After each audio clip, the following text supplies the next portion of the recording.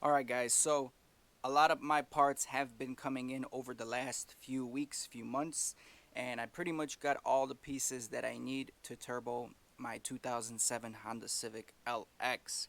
Now, I've been researching a lot, I've been ordering parts. All these parts you see here were pieced together. You can buy a whole kit, it's very similar, but it's cheaper to piece it together according to my calculations. And we're going to be discussing everything that's on the table. We still are missing a few pieces, but those are minor. I'll discuss them later. Alright, so you can buy this turbo kit on eBay. They go anywhere from $660 to $750. And you're going to get most of these parts, but you're also going to get a cheap oil catch can, maybe a fuel pump, and some other miscellaneous things like a big tachometer, which you don't need whatsoever. So that's why I chose to piece all my parts from the eBay sellers. Everything here I ordered on eBay. Tried to get sponsored by eBay, but you know, eBay is too big for Bully Kid. So that's why I need you to drop a thumbs up on the video, subscribe to the channel so we can keep growing and start building this channel up so we can do awesome projects like this in the future. Let's start off with pretty much the most expensive part, which is the turbocharger. This is the TB25 turbocharger that you will have to run. Check out my playlist, guys. I explained already why I'm going with this turbocharger, and just comparing it to this T3 T4, I mean, this is a big difference. This is a 0.63 hot side and 0.50 cold side. This one is a 0.42 cold side, 0.49 hot side. So you can see the differences. A lot of older Hondas run these turbos from eBay, those D series ones, and they do okay. But you can see the difference here, and you definitely know we're gonna have way better spool time with the smaller turbo, and mid-range should be pretty good, but it's gonna drop off power towards redline. It's just the nature of the game. I'm cool with it. For a city car, this is gonna give me plenty of power. Now, talking about this turbo here, first impressions, pretty cool, but turbotch, what is that even supposed to mean? It looks like they kind of wanted to put turbocharger, but it wasn't able to fit all the way. Regardless, the turbo is balanced.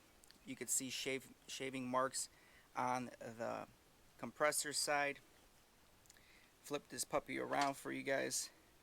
There's also shaving marks on the hot side. We already ported this wastegate flap over here to make it to make it better to scavenge exhaust gases so we can regulate boost pressure better. We also clocked the turbo already. There's a few things we also did. For example, we changed the wastegate on here. We flipped it around. This is a different wastegate. This is a Rev 9 wastegate, which is advertised to hold about 5 pounds of boost.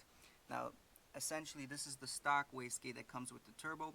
We swapped it out. We had to modify it a little bit to make it fit, but it is fitting. And with testing, we did notice that it does open up the gate faster, which is better for us. We're not trying to go for high boost. We're just trying to make an efficient turbocharged car run. This is my first build, guys, so hang in with me. So essentially, the Rev 9 kit came with some brackets, a vacuum line, and the wastegate again, which is already on the turbo mocked up. Small little turbo. I'm excited to see what it can do. One thing I do want to mention about the turbo is this wastegate flap. Now, before I started porting this wastegate, I just freestyled the wastegate open and close, right? And maybe once out of every 15 or 20 openings, oh, sheesh. So maybe once out of every 15 openings, this wastegate flapper would get stuck. It wouldn't close. It would get stuck on the top side of the wastegate hole. And it's interesting because one of my buddies that I was tuning this turbo on his 8th gen Civic, at one point he wasn't making any boost. No matter what he did, the car was not building boost. And you know what? I don't know if it's a common problem. Maybe it depends on how the flap is sitting and how it closes. But he was not generating any boost for like a few weeks until he figured something out. But this could be a common problem for you guys running these turbos. The wastegate flap is not closing all the way. So right now you can see I put some wire on here, and now it's closing perfectly. If I take this wire off, right, and the flap has some play in it, look what happens. Hold on, I'll show you right now. Alright, now it's closing because the turbo is flat.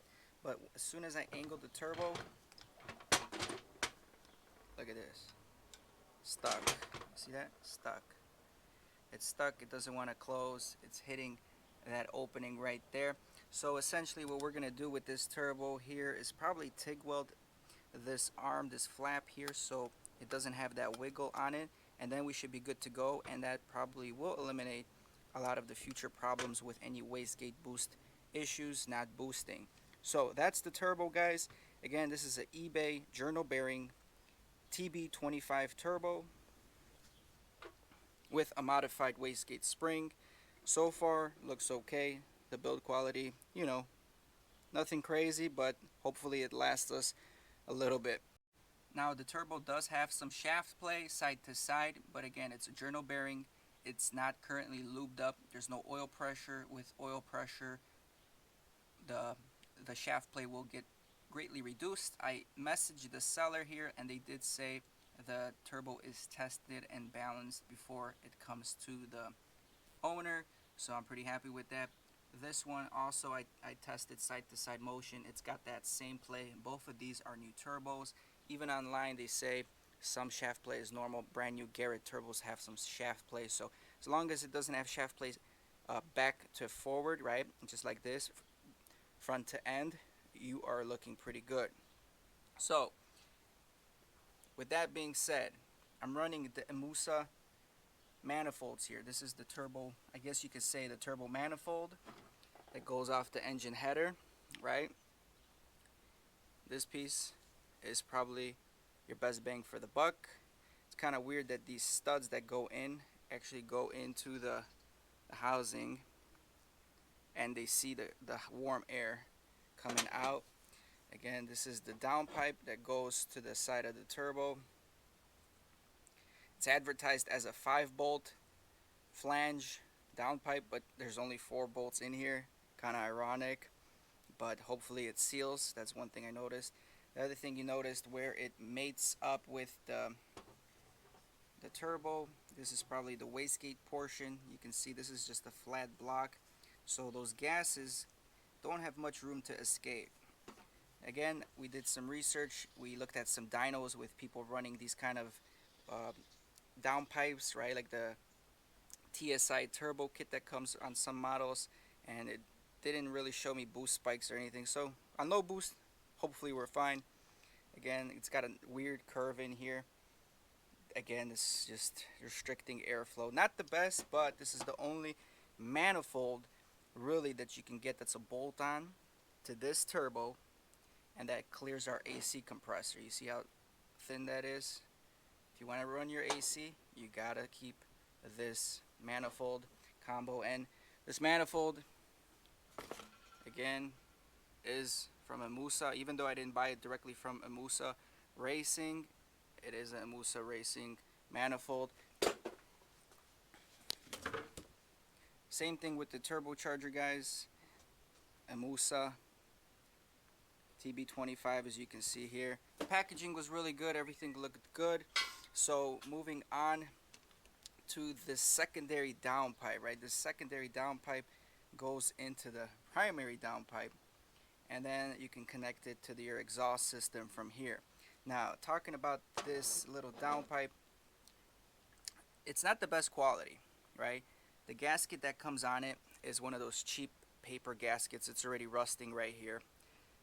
It came with bolts and nuts, but I don't know what the nuts are for, because you're mounting it in here, so those nuts are pointless, right? And I tried to mock this up to this downpipe.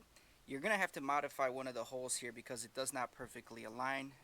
I kind of was trying to mock it up, and if you keep going, you may strip the threads here, so we definitely have to drill out the flange a little bit wider so it mocks up in here, and hopefully it holds tight, because I kind of had I kind of was putting it in, and it seems like the nut just keeps spinning and it doesn't tighten. So we're gonna have to mess around with that. The TIG welds, are fairly okay on the flanges. On the O2 bung is okay. The ends are okay, but this center section right here, guys, looks terrible. It doesn't look good. It looks like they use too much heat, not enough filler material, and I'm not too satisfied with that weld, but it is what it is. And it comes with, and the turbo comes with a couple gaskets, a couple studs that hopefully will fit and work. There's an oil gasket here as well. The ironic thing is, to get this downpipe, right, you can't just get the turbo or the manifold and get this downpipe. You have to buy an intercooler set, because this downpipe comes with the intercooler set, meaning the whole piping kit, and then you get the downpipe. It's completely, it com it, Lily, stop. It completely doesn't make sense. This downpipe should come with this turbo manifold as one set.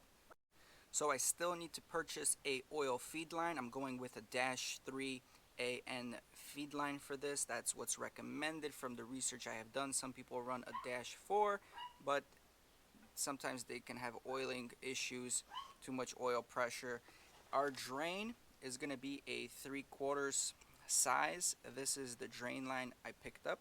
A couple feet of this. It's a stainless steel braided oil dedicated drain line. Again, I'm not going to be using AN fittings just for the simplicity of things. We're just going to put this on the barb fittings and clamp it down, cut it to the appropriate length, and that's it. One thing I do want to mention to a lot of people here is, you're probably going to ask if you need an oil restrictor for these turbos, and I just want to show you something and compare both of these turbos here. This one, for example, has an open slot for the oil to drain in to the turbo, right? Feed into the turbo. It's just completely open. So if you're not running a restrictor, it's just going to dump all that oil pressure into that turbo, which is essentially fine, right? From the research online I'm seeing, you don't need an oil restrictor on a journal bearing turbo, which is fine. So again, this one's all open, no restrictor, and I'll take a look and I'll show you guys the turbo on the TB25. It actually does have some kind of restrictor in there, so let me show you. So right over here, I'm not sure if this will pick it up, but you see there's just a little hole in the feed right there that's actually feeding oil into the turbo. So it is definitely restricted. A lot of people don't talk about this, but that's an observation I noticed. Again, that one was fully open. This one is definitely restricted, and that's good for me because I was looking at restrictors in case I would need it for -3 feed lines, and I didn't really see much restrictors that I wanted. So that's good. It limits it.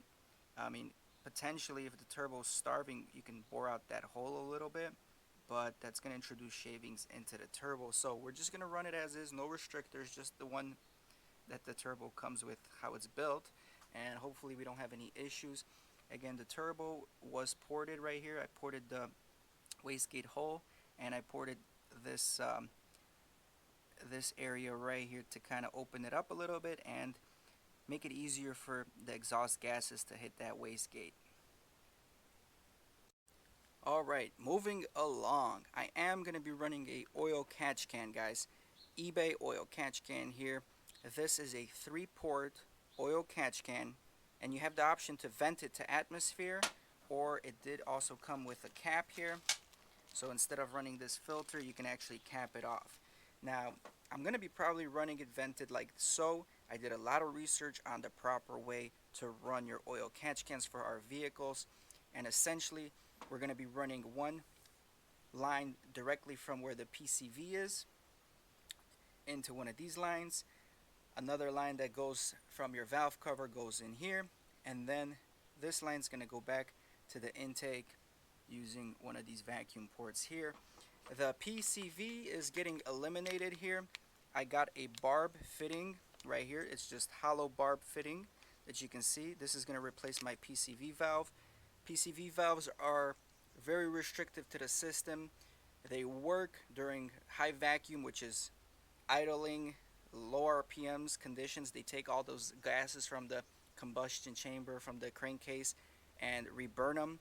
but under boost, under acceleration, the PCV valve is actually closed and it's not letting the engine breathe. So by having a hollow PCV valve or the PCV valve delete, just a fitting like so, you are reducing a lot of engine crankcase pressure, which again can help free up the engine horsepower, reduce pressure in there and whatnot.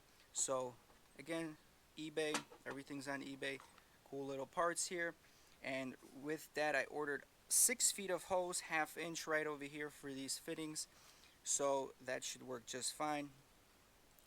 So essentially at this point, we got the turbo, we got the exhaust manifolds, we got the feed, we got PCV piping, PCV, and the fitting here.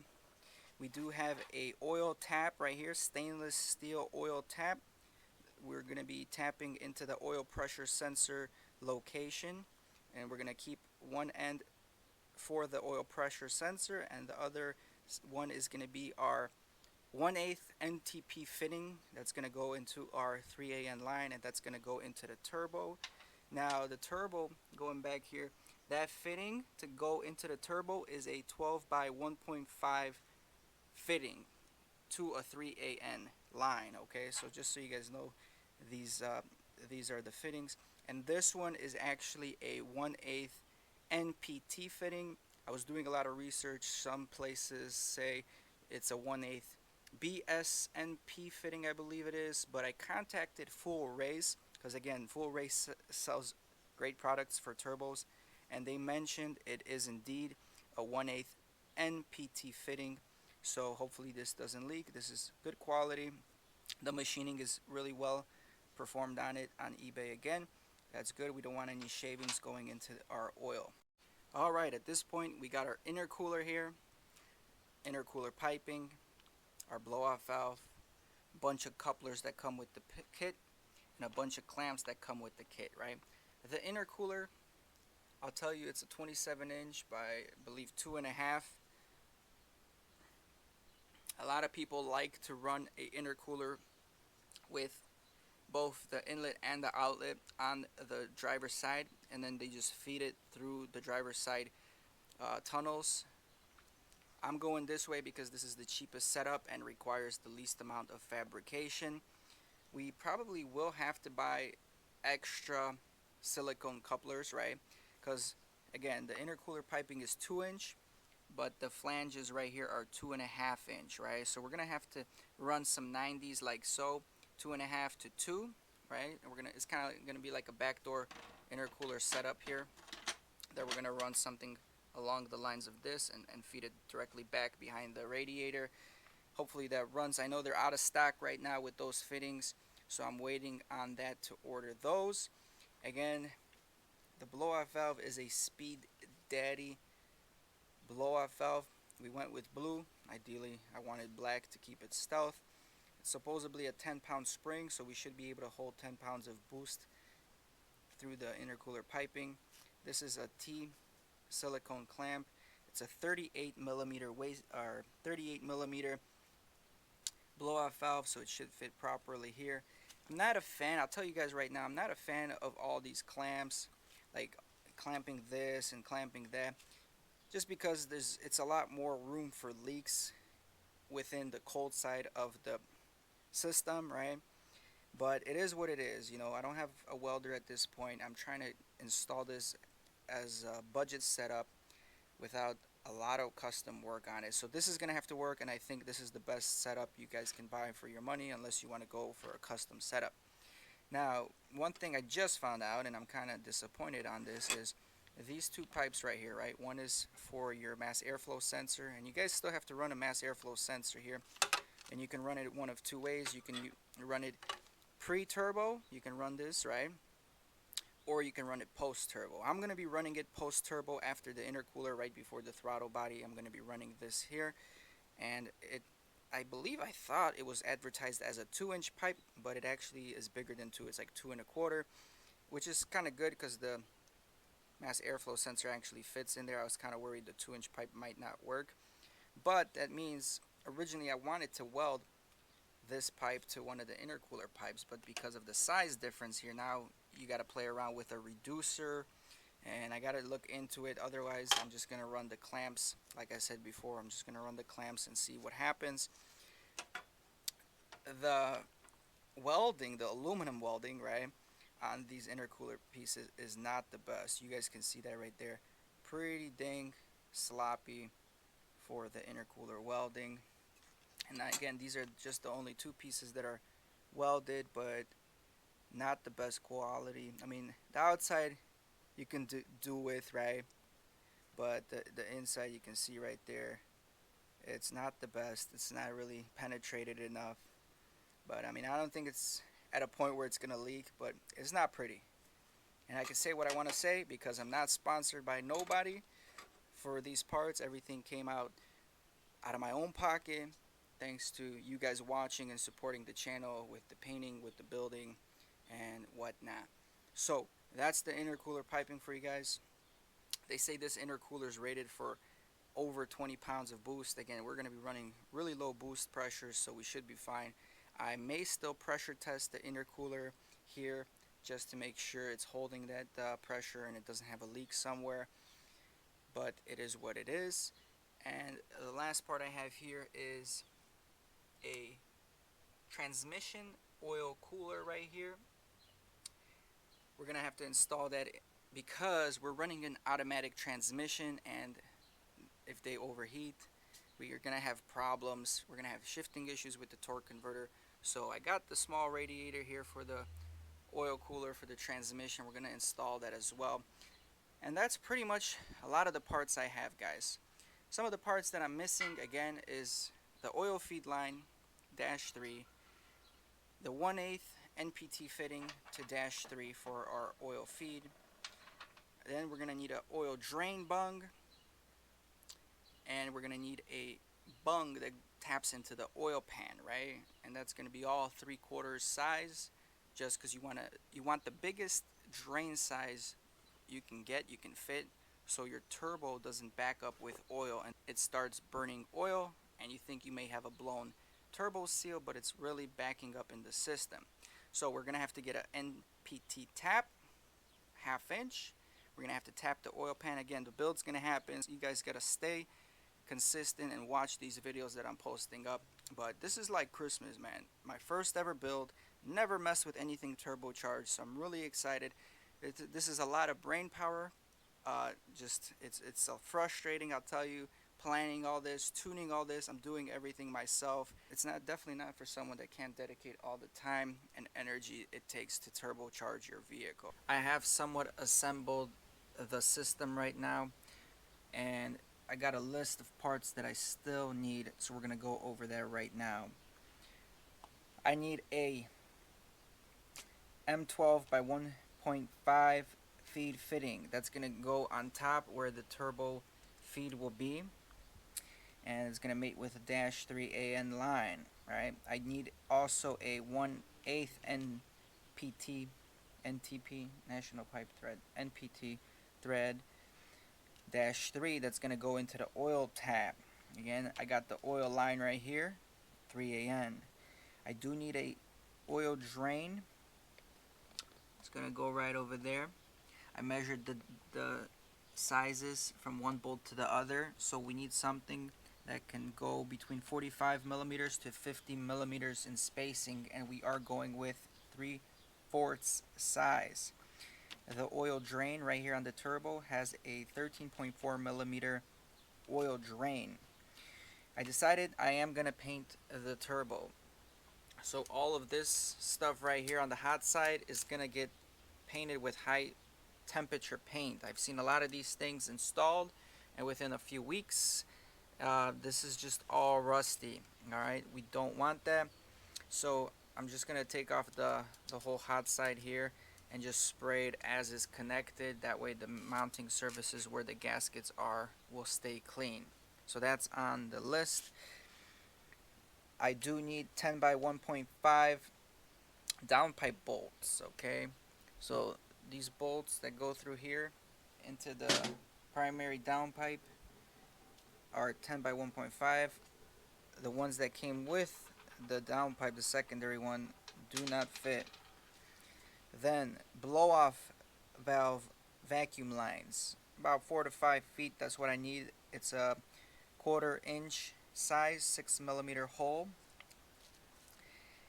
We do need intercooler piping, silicone couplers, 90 degrees, 2.5 inch to 2 inch transition, and then we need our 1/2 inch NPT tap and a drill that's going to come specific for that 1/2 inch NPT tap. That's what I got so far going on.